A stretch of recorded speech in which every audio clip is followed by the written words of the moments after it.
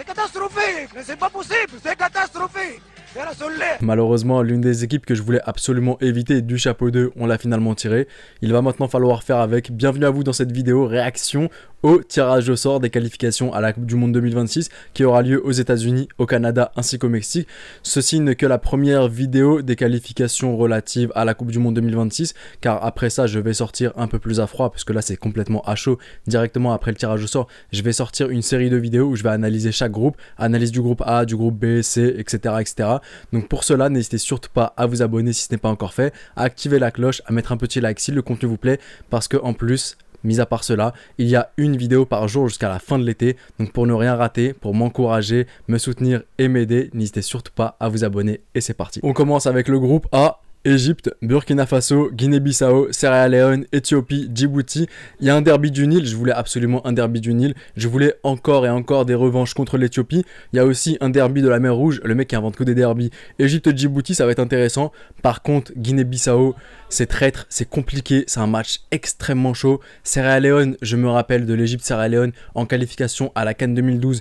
Ça nous a pas réussi en tout cas. Et Burkina Faso, l'équipe que je voulais absolument éviter.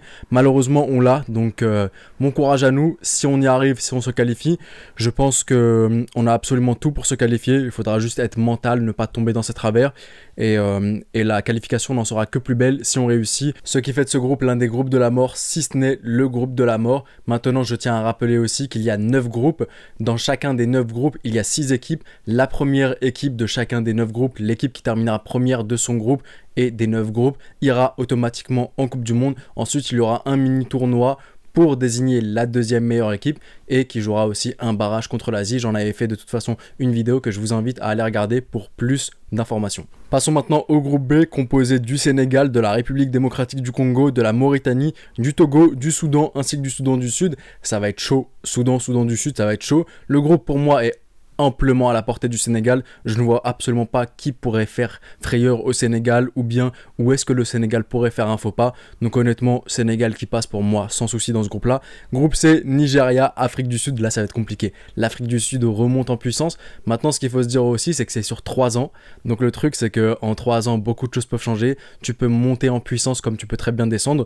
Mais l'Afrique du Sud est en train de monter. Bénin, Zimbabwe, Rwanda, Lesotho. Ça va être un groupe compliqué pour le Nigeria parce que je vois parfois le Nigeria faire de faux pas malheureusement, des pas qui leur font clairement perdre des points et je trouve ça clairement dommage pour eux, mais il va être super intéressant à suivre ce groupe C. Groupe D maintenant composé du Cameroun, du Cap-Vert, de l'Angola, de la Libye, de l'Eswatini ainsi que de l'île Maurice ou de Maurice, je sais pas si c'est exactement île Maurice ou Maurice. En tout cas, le Cameroun pour moi, je trouve qu'ils peuvent surnager dans ce groupe-là. Je vois presque personne leur faire frayeur, alors peut-être l'Angola, des fois c'est des matchs traîtres contre l'Angola, je trouve que c'est une équipe très rapide, qui est très dure physiquement et qui pose vraiment problème à ses adversaires. Le Cap-Vert, ça peut être compliqué, mais j'avais vu lors de la dernière Coupe d'Afrique des Nations, le Cameroun ne pas avoir trop de mal contre le Cap-Vert.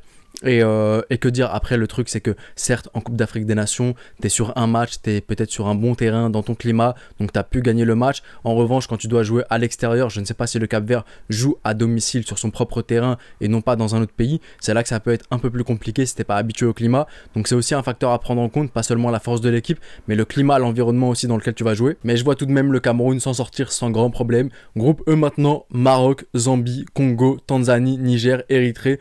Pour moi c'est un groupe largement à la portée du Maroc. Je vois personne faire frayeur, peut-être la Zambie qui monte en puissance actuellement, mais sinon le reste du groupe pour moi il est amplement à la portée du Maroc et je vois le Maroc se qualifier sans grand souci. Groupe F, Côte d'Ivoire, Gabon, Kenya, Gambie, Burundi, Seychelles. Pour le coup, la Côte d'Ivoire, de ce que je vois ces derniers temps, parfois c'est hyper nonchalant la Côte d'Ivoire, mine de rien. Je les vois se qualifier. Il y a peut-être la Gambie qui peut faire peur dans ce groupe-là, parce que la Gambie, pardon, elle monte en puissance, elle fait de belles choses. Je vois tout de même la Côte d'Ivoire se qualifier, mais il faudra une Côte d'Ivoire hyper concentrée, une Côte d'Ivoire qui ne se prend pas des buts un peu ridicules, une Côte d'Ivoire à 200% et qui donne tout. Et pour moi, ça se fera sans grand souci pour le coup. Groupe G maintenant composé de l'Algérie, de la Guinée, de l'Ouganda, du Mozambique, du Botswana ainsi que de la Somalie. Pour moi, c'est un groupe à la portée de l'Algérie. Pour moi, il n'y a pas réellement de match traître. D'autant plus que l'Algérie, c'est pour moi l'une des rares équipes africaines qui, lorsqu'il y a une équipe qui est largement à sa portée, fait très très rarement de faux pas, contrairement à d'autres grosses équipes du continent qui, lorsqu'elles font face à une équipe bien plus à leur portée, font des faux pas. L'Algérie ne fait pas de faux pas, d'autant plus que là, ça va se jouer, il y aura un match forcément en Algérie et l'autre match à l'extérieur. Par exemple, il y a des équipes comme la Guinée qui jouent au grand stade de Marrakech, qui jouent très souvent au Maroc. Donc même à ce moment-là, ce sera un climat qui ressemble à celui de l'Algérie, une ambiance qui ne sera pas totalement hostile et de bons terrains sur lesquels l'Algérie pourra pratiquer son football. Donc honnêtement, je ne vois pas de fausses surprises et je vois l'Algérie se qualifier en Coupe du Monde. Groupe H, Tunisie, Guinée équatoriale, Namibie, Malawi, Libéria, Sao Tomé et Principe. J'ai l'impression que la Tunisie et la Guinée équatoriale, ils ont un contrat. Si la Tunisie et la Guinée équatoriale, ils s'affrontent pas au moins une fois par an, le football africain, il s'arrête. Sérieux.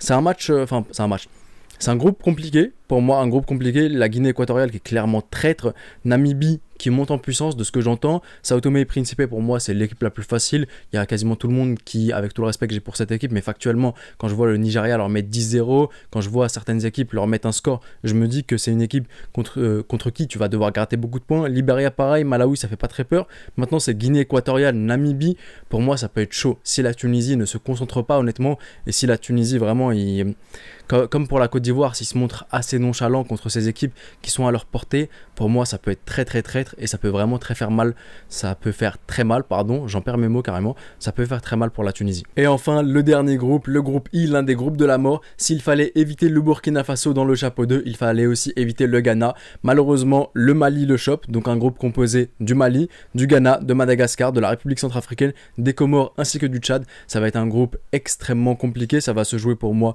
forcément entre le Mali ainsi que le Ghana, et les autres je vois pas grand monde pouvoir faire frayeur au Mali ainsi qu'au Ghana, mais chaud quand même comme groupe, hein, mine de rien. Le Mali qui pour moi pouvait enfin espérer sa première Coupe du Monde, même si ils ne terminent pas premier de ce groupe là, ils pourront toujours jouer les barrages et leur destin sera entre leurs mains, auquel cas il faudra terminer parmi les meilleurs deuxièmes, mais c'est extrêmement compliqué de voir choper le Mali. Devoir choper le Ghana, et même pour le Ghana honnêtement, pour le Ghana c'est chaud aussi, hein. Mais bon, après peut-être que les Ghanéens préfèrent choper le Mali que toute autre équipe de ce chapeau 1, même si je pense que les Ghanéens ils avaient pas mal d'équipes pour qui ils sont une bête noire dans le chapeau 1, ils auraient peut-être aimé quelque chose d'autre.